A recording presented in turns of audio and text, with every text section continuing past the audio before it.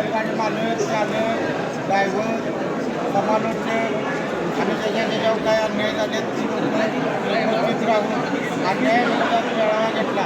त्या मेळाव्यात प्रत्येकाने आपापली मतं मांडली.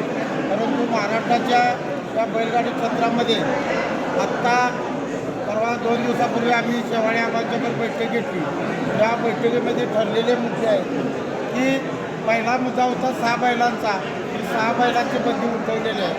दुसरी गोष्ट जी काही संभाजीनगरची वगैरे ती नाशिक या इकडली जी लोकांची बंदी आहे त्याविषयी शेवाळे आबांनी महाराष्ट्रातील मोठ्या व्यक्तींची दबावतंत्र आबांच्या येत असल्यामुळे आबांनी तो निर्णय स्वतःच पत्रकार परिषद घेऊन बदलणार असं त्यांच्या ऐकण्यात आम्हाला आलं. आणि आता आमचं जे मत आहे या बैलगाडी क्षेत्रामध्ये महाराष्ट्रातून संचालक बॉडीचा विस्तार चांगल्या पद्धतीने व्हावा आणि यात चांगली लोकं यावी आणि या लोकांच्या माध्यमातून बैलगाडी मालकांना न्याय मिळावा.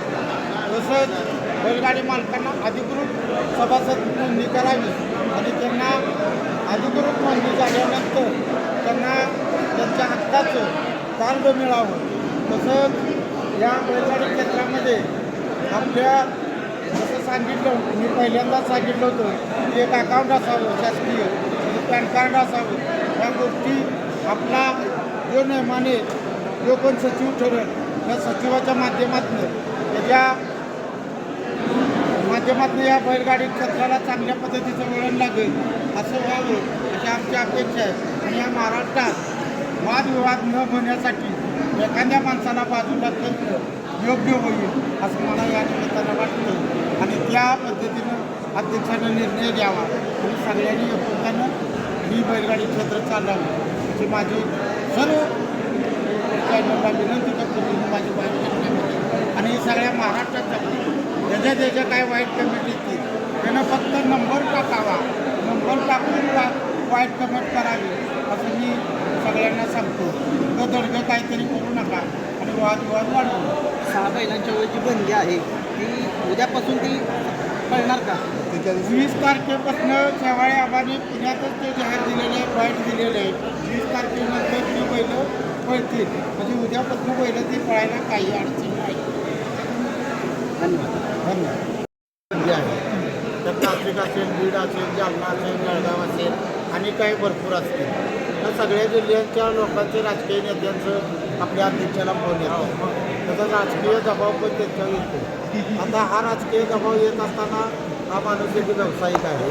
व्यापारीदृष्ट्या चांगल्या पद्धतीचा त्यांचा व्यापार आहे.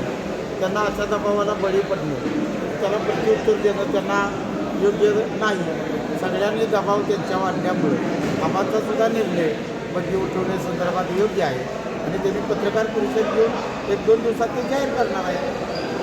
बघा मित्रांनो दुसरं नाना या अन्यायाविरोधात जो आमचा लढा होता त्या लढ्याच्या माध्यमातून जी कोर कमिटी या लढ्यासाठी जी स्थापन केली नानांनी म्हणून मुळात बोलायला गेलो तर नानांनी रमा पैलवान असतील भाऊ असतील पुसेगावचे आमचे त्याच्यानंतर विनोददादा असेल धनाजी तात्या असेल कोल्हापूरचे हे आम्ही सगळे एकत्रित येऊन का या बैलगाडा क्षेत्रामध्ये जे शेतकरी वर्ग आहेत जे बैलगाडा मालक आहेत चालक आहेत त्याच्या ज्या प्रतिक्रिया आहेत या त्यांच्यावर झालेला अन्याय आहे त्या अन्यायाविरोधात इथे लढा कसा द्यावा या लढ्यामध्ये किती लोकांची उपस्थिती होती सांगायला गेलो तर या लढ्यामध्ये जेवढे गाडा मालक असतील त्या गाडा मालकांना ज्यांना त्यांनी वेगळी केलेली